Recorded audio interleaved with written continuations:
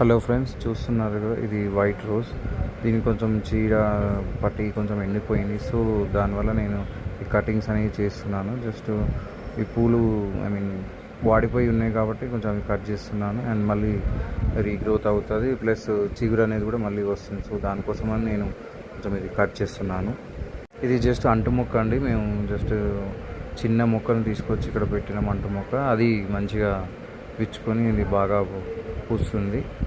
And ఇక్కడ garden cleaning అనేది కూడా చేస్తానండి. జస్ట్ ఫ్లవర్స్ రిమూవ్ చేస్తున్నాను.